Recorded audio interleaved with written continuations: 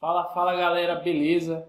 Aqui quem fala é o Luiz e esse é mais um vídeo de Ciência Histórica aqui no YouTube. No vídeo de hoje, pessoal, nós vamos falar sobre o que é história.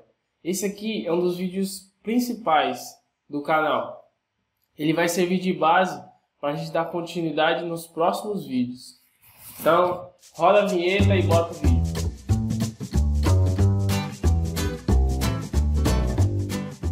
Vamos começar com a definição de história. Eu vou usar de fonte o historiador francês Marc Bloch.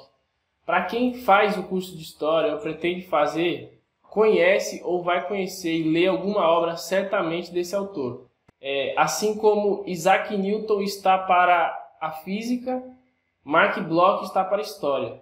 Então, ele foi um dos primeiros a formalizar e a definir conceitos científicos dentro da história.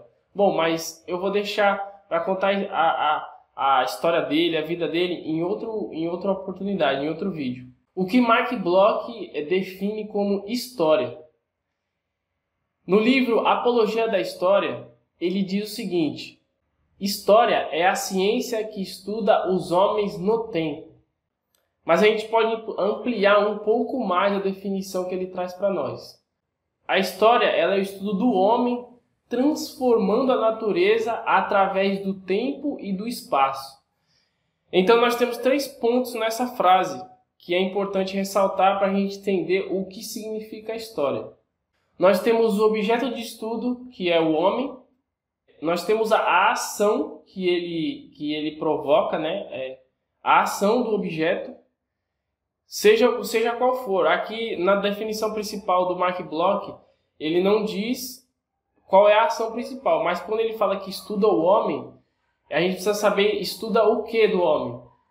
Estuda o homem transformando a natureza. A gente não vai estudar necessariamente, por exemplo, a psicologia humana, a gente não vai necessariamente estudar a sociologia humana. Isso aí eu vou definir para frente, que é o caráter interdisciplinar da ciência histórica, da história. Mas quando ele diz que está estudando o homem, ele quer dizer que está estudando o homem transformando a natureza, se movimentando no planeta, explorando, construindo, destruindo, etc., transformando. E o terceiro ponto é o tempo e espaço. Depois do homem é o segundo pilar principal. Então, estudar o homem, o corpo humano, a biologia, isso é atemporal, então sai fora do campo da história. Então esses são os 3 pontos: o objeto de estudo e a ação humana, que a gente vai ter que estudar dentro da história. E o terceiro ponto, e um dos mais importantes, é o tempo e espaço. O tempo e espaço ele funciona como um plano de fundo. Ele é o lugar onde o homem está situado. Então a gente contextualiza o estudo do homem dessa forma. Aí vocês podem me perguntar: o que é o tempo? O que é esse espaço? Como eu disse, esse tempo ele serve para contextualizar e auxiliar na compreensão. Porém, a gente pode falar de tempo e espaço em outro vídeo. Tempo histórico, tempo cronológico, memória, passado, presente. Essas outras definições vamos deixar para outra oportunidade. Então, história não é estudar o passado. Eu não vou estudar fatos. O homem pisou na Lua. 1492, descoberta da América por Cristóvão Colombo. Isso são apenas fatos. Fatos são apenas pedaços de um grande quebra-cabeça. Quando você junta esse quebra-cabeça, aí você inicia o estudo. E o estudo é sobre o homem. Esse grande quebra-cabeça é a humanidade. É uma quantidade imensa de fatos. E o historiador ele tem o trabalho de organizar esses fatos para estudar o homem. E esses fatos são as ações humanas transformando a natureza. Só que o historiador ele não tem a capacidade de estudar tudo sozinho. Um historiador só não consegue estudar a história da humanidade inteira com precisão. Então, Para ele trazer um estudo preciso, uma compreensão detalhada daquele, ele precisa recortar o espaço-tempo, ele precisa definir. Como temos muitos historiadores, cada um vai trabalhar em um campo diferente dentro da história. A história é subdividida em campos. Então, cada historiador vai se especializar em um tipo de história. Existem vários tipos de história. E como se escreve história, como se pensa a história, isso aí também a gente vai deixar uma próxima oportunidade. Se você está acompanhando o vídeo até aqui, curte o canal, compartilha e faz seu comentário aí abaixo. Então, como eu estava dizendo, o historiador ele é obrigado a fazer um recorte. Esse recorte ele requer características individuais do homem que está estudando, do historiador. Então, quando Lucien Febvre, outro historiador francês muito importante, ele fala que a história é filha de seu tempo, ele de certa forma ele está se referindo a esse recorte intencional do historiador. O historiador é filho de seu tempo. Então, a intenção dele estudar aquele específico momento histórico, existe uma intencionalidade. Essa escolha, essa intenção faz parte de um recorte. E quando Lucien Febvre fala que a história é filha de seu tempo, é porque a história ela vai se construindo por escolhas. A história não é somente fatos. A história são os fatos organizados por esses historiadores.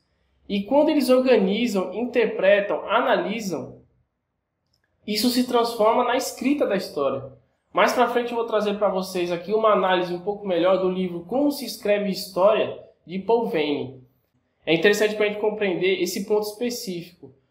Porque esse primeiro vídeo é uma definição do que é história. Trazer para vocês como se escreve a história, como é feita a pesquisa, qual é a intencionalidade dos autores, por que eles estudam dessa forma e tal. Quando a gente vai juntando todos esses conceitos, a gente compreende de uma forma mais ampla o significado real da história. Portanto, o historiador ele vai manter um diálogo constante com outras ciências. Uma das grandes dificuldades do historiador é compreender essa interdisciplinaridade. Porque muitas vezes, ao se estudar história, requer conhecimentos prévios em outras ciências. Por exemplo, se um historiador ele intencionalmente quer estudar os movimentos sociais, ele precisa compreender, de certa forma, a sociologia. Esse caráter interdisciplinar da história é inerente. Não tem como se estudar história sem explorar outros campos das ciências humanas. Inclusive, pode até haver historiadores que explorem campos além das ciências humanas. Eles podem ir para ciências exatas, ciências biológicas, enfim. Aí eu vou trazer uma citação de Mark Bloch também no livro Apologia da História.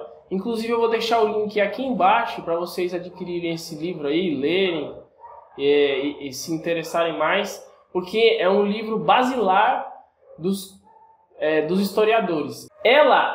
A história, ainda não ultrapassou quanto a alguns dos problemas essenciais de seus métodos, os primeiros passos. Eis porque Fustel de Coulanges, espero ter pronunciado certo, e já antes dele, Bailey, provavelmente não estavam totalmente errados ao dizê-la a mais difícil de todas as ciências. Essa é uma citação explicando a dificuldade que o historiador tem, justamente por esse caráter interdisciplinar. O que podemos também aprender dessa frase de Mark Bloch que eu acabei de ler, apesar de evoluirmos muito os métodos, a metodologia da história, desde Mark Bloch até hoje, ainda se exige do historiador uma compreensão em outras áreas do conhecimento. Então, outras áreas do conhecimento vão servir como auxiliar para a construção da narrativa. Então, vou deixar para o próximo vídeo para falar para vocês sobre a narrativa histórica, trazer diferenças entre narrativa romântica e a narrativa histórica. A ficção, ela ajuda na construção da história também, porém, são narrativas distintas. Mas afinal, se nós podemos chamar desse modo história como ciência, para que ela serve? O historiador brasileiro Daniel Medeiros, da Federal do Paraná, ele traz um conceito bem interessante da utilidade da história. Então aqui, o entendimento é a razão de se ensinar e aprender história. Entendimento que passa a funcionar como orientador em relações futuras. Então, além desse entendimento, ela faz parte da construção de identidade. Compreender esses acontecimentos do passado faz o que nós somos hoje. Então, a nossa identidade ela é construída não só por ações que nós fazemos no nosso dia a dia, nos acontecimentos daqui em diante. A nossa identidade ela se constrói de uma relação entre o passado e o futuro. O futuro não cabe ciência, ninguém sabe, ninguém conhece. E o passado, a partir do momento que a gente analisa ele com método, a gente estabelece uma ciência. E a gente traz informações verdadeiras. Existe um comprometimento. Não são apenas fatos esparsos e ideias jogadas ao léu.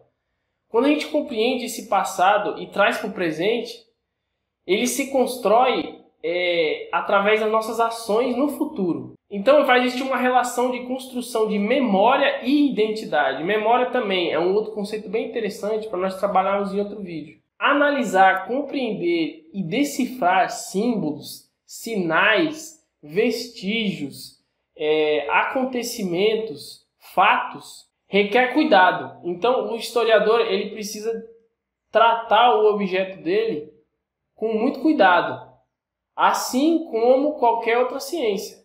Portanto, isso faz da história uma ciência em pleno desenvolvimento e constante movimento. Então é isso aí, galera. Espero que vocês tenham compreendido. Vejo vocês no próximo vídeo. Deixe seu like, compartilha, se inscreve no canal, deixa um comentário aí. E até a próxima. Valeu, falou!